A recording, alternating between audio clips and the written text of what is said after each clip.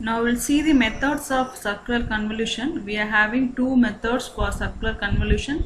First one is concentric circle and second one is matrix multiplication.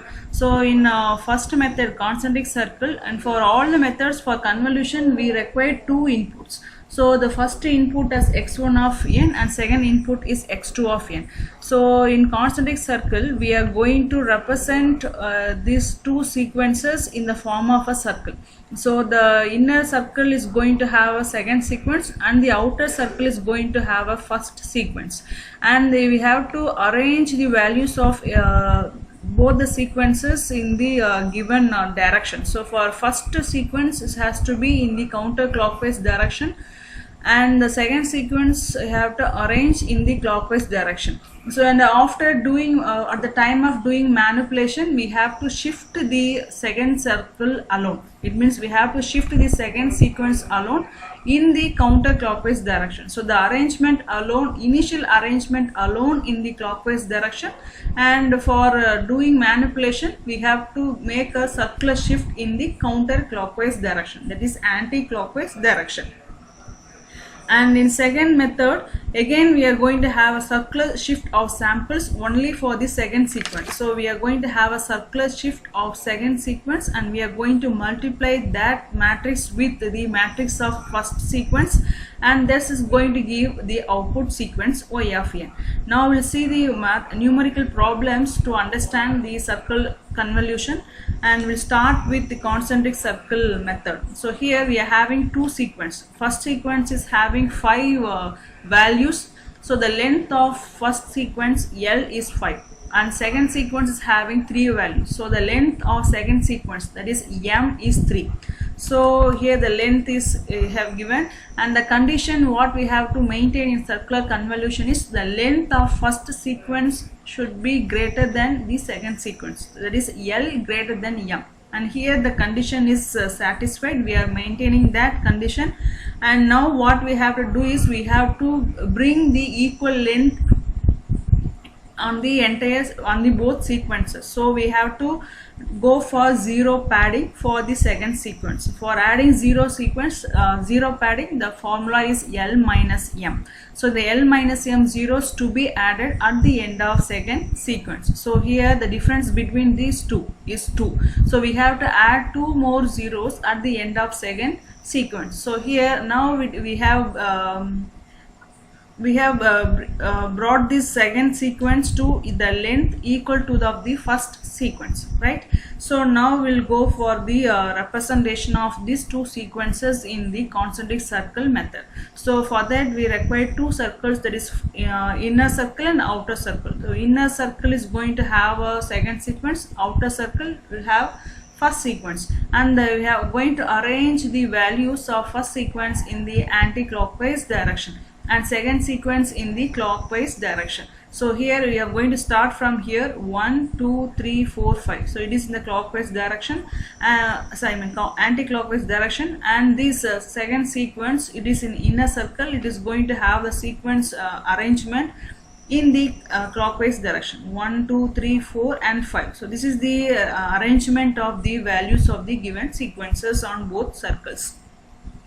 So the given value is for x1 is 1, minus 1, minus 2, 3, minus 1. It is 1, 2, 3, 0, 0 for x2 of n. So now we'll arrange these sequences, and first circle is having arrangement in the anti-clockwise direction and second sequence is having in the clockwise direction 1, 2, 3, 0, 0.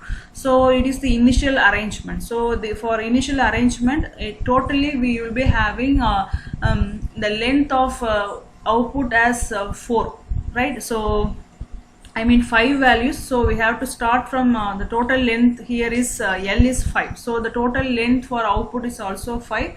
So we have to start finding the values of output from 0 till 4, because the sequence is going to vary from 0 to n minus 1. So 0 till 5 minus 1, that is 4. 0, 1, 2, 3 and 4. So totally we have to find 5 values for output.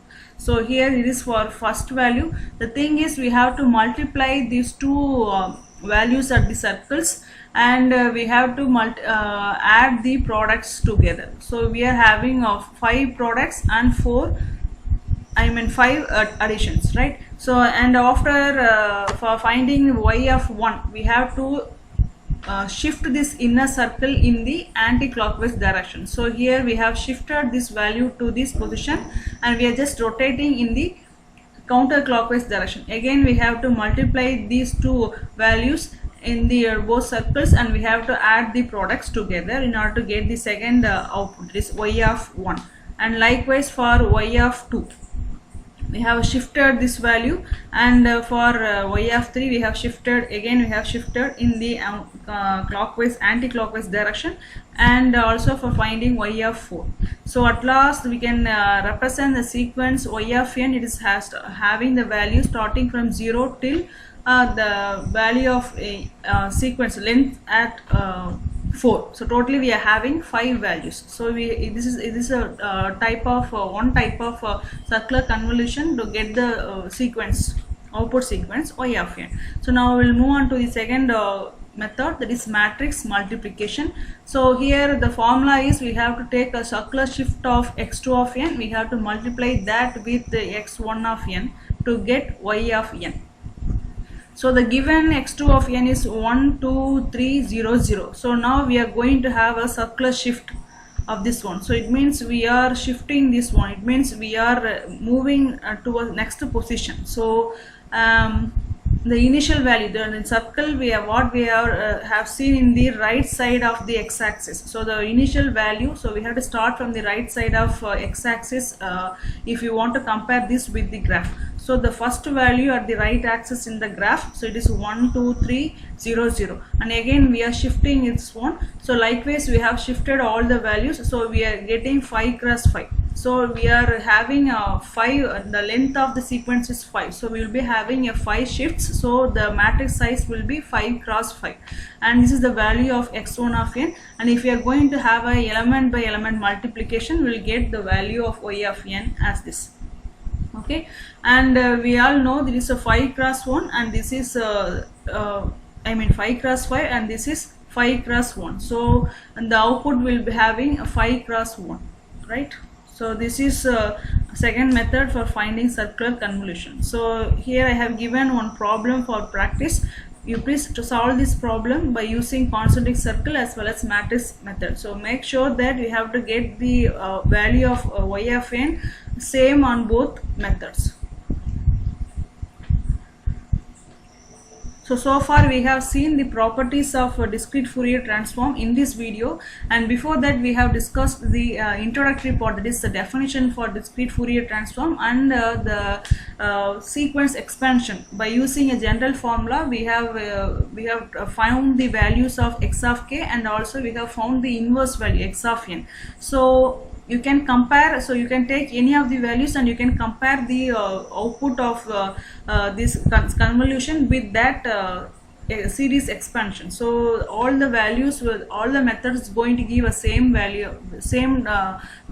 at the output side. Okay, so far we have completed the discrete Fourier module 1 completely. So in next videos we are going to discuss about the fast Fourier transform algorithms. Thank you.